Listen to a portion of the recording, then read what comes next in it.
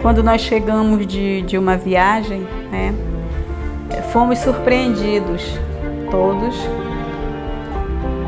Depois de uns 5 dias que chegamos, nós fomos surpreendidos, né? Minha irmã começou a ter falta de ar, ter problemas, né, de respiração, e eu perdi o olfato, meu filho gripou e minha mãe depois começou a tossir. E eu sempre que fui a pessoa que coordeno sempre as coisas, né? Sempre estou à frente das coisas, e fiquei impossibilitada. E quem tomou essa posição foi meu filho mais velho. E nós ficamos 3 mulheres, né, dentro dessa casa, uma em cada quarto. Minha mãe com 96 anos, a minha irmã com 57, e ficamos assim, todas sem saber o que fazer, né? Passamos momentos muito difíceis aqui, porque a princípio tivemos que pegar aqueles tubos de oxigênio. Foi uma correria tão grande que a nossa vida virou de pernas para o ar, porque faltava oxigênio. A minha mãe aqui, a Zê no quarto, né? E eu, que ainda podia um pouco, só estava sentindo a falta do cheiro, do olfato, né? Ainda conseguia fazer alguma coisa. Mas logo eu comecei a me debilitar, não tinha mais, era um desconforto total. E foi quando a doutora, né, falou para o meu filho que tínhamos que procurar a internação. E eu fui nos hospitais, fui no Santa Júlia, cheguei lá, o portão trancado, no cadeado, com aquelas correntes e o cadeado. Eu corri para o check-up, a mesma situação. Só o segurança lá que informava e dizia que não estava funcionando, não estava atendendo ninguém, porque estava totalmente inchado, sem vaga. E eu fui na Beneficente, aqui na Joaquim Nabuco, eu cheguei lá, a mesma situação. Foi aí que eu comecei a me dar conta da gravidade da situação que nós estávamos começando a enfrentar.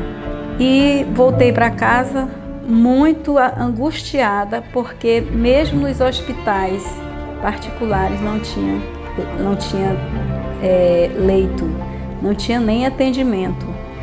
Eu comecei a imagina nos hospitais públicos. Foi quando começou aquele clima, né, de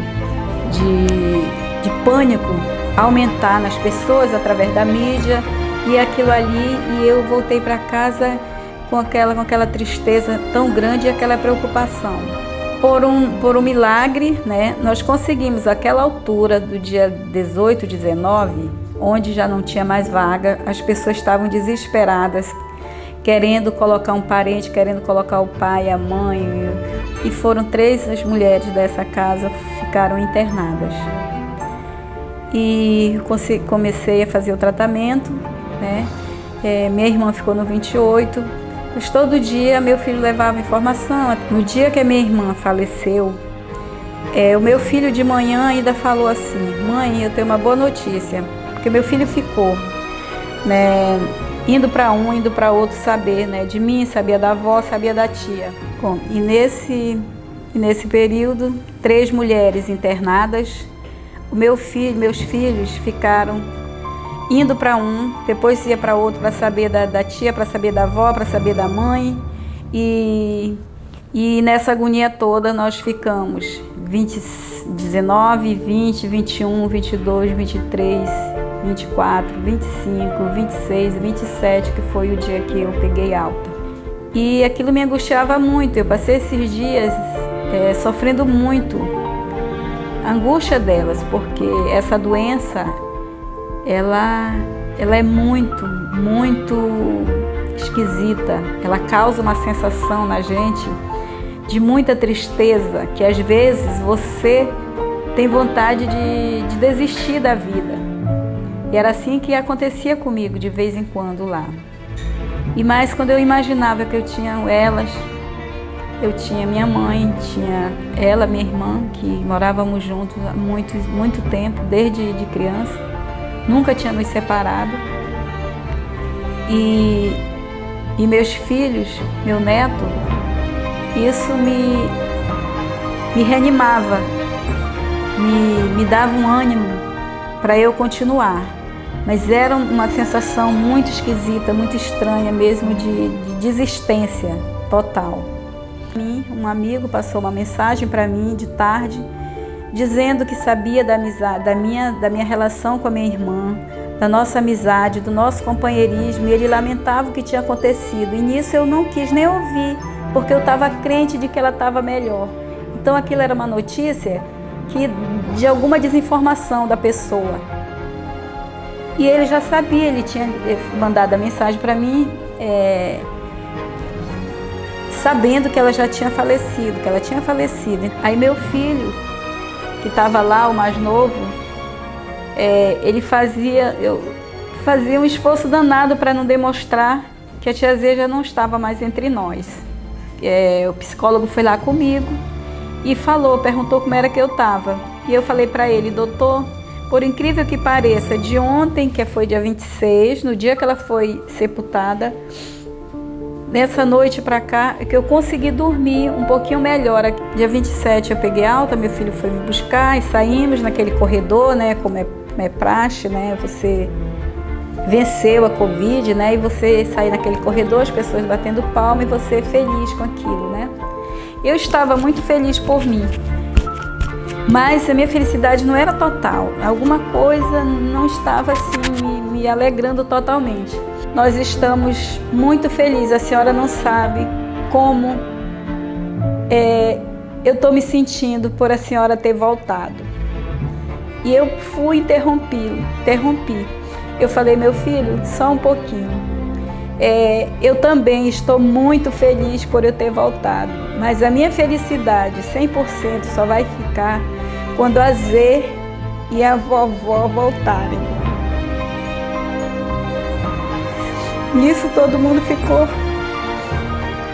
se entreolhando, e aí meu filho disse: mãe, essa é a pior notícia que eu tenho para lhe dar. A senhora voltou, mas a tia Zê não voltou. Ela faleceu. Meu chão se abriu. Eu nunca imaginei na minha vida receber aquela notícia. E eu falei: e a mamãe, como é que ela tá? Ele disse: quando a senhora subiu, eu recebi um telefonema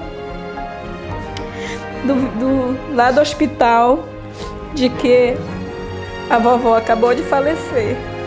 Que essa realidade, esse pensamento meu fosse se aplicar tão real na minha vida.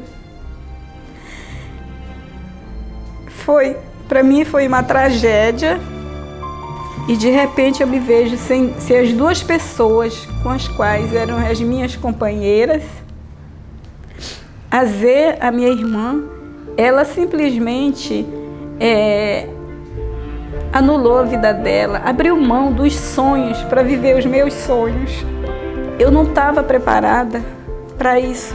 A minha mãe, ela tinha 96 anos, e eu até conversava com ela aqui e eu falava: Zê, vamos pedir forças de Deus para a gente cuidar da mamãe até o fim, né? Porque eu imaginava que ela, como a minha mãe já tinha 96 anos, então poderia partir primeiro do que nós, né? Mas eu tenho refletido muito sobre isso, que a morte, ela é um acontecimento na nossa vida tão rotineiro, mas nós subestimamos ela, porque a gente não pensa nela, entendeu? A gente só imagina que ela vai acontecer com o vizinho, com as pessoas fora do nosso convívio. Eu fui preservada da morte porque acho que ainda tem uma missão aqui, Então eu me sinto uma pessoa privilegiada por Deus, por Ele ter me preservado, ter preservado a minha vida. E eu quero muito seguir essa missão, né? Embora isso seja muito difícil, para mim está sendo muito difícil, mas o amor de Deus que tem me sustentado. Ela era aquela pessoa que às vezes ela podia também me ver triste, ela pensava, ela dizia, eu passava assim, ela dizia, vem cá minha filha, o que que é? Aquilo para mim, apesar da idade dela, aquilo para mim era uma fortaleza, aquilo me fortalecia, entendeu? Só dela dizer, de eu ver que ela estava preocupada comigo. E isso me tirou o norte, porque hoje eu não sei mais o que fazer, entendeu? Hoje eu tô assim, ainda não sei o que rumo tomar. Ela partiu, mas ela sempre vai estar viva nos nossos corações, porque a palavra de Deus diz que quem confia no Senhor, ainda que morto, viverá. Às vezes eu fico imaginando que o clima, o ar que a gente respira, ele é triste, ele é melancólico, de tanta gente que está indo, de tantas perdas. E eu imagino que essa tristeza, essa melancolia que eu sinto, ela vem muito disso, da tristeza que as famílias estão sentindo, da tristeza que está no ar. E o maior legado que ela deixou para nós foi principalmente a honestidade.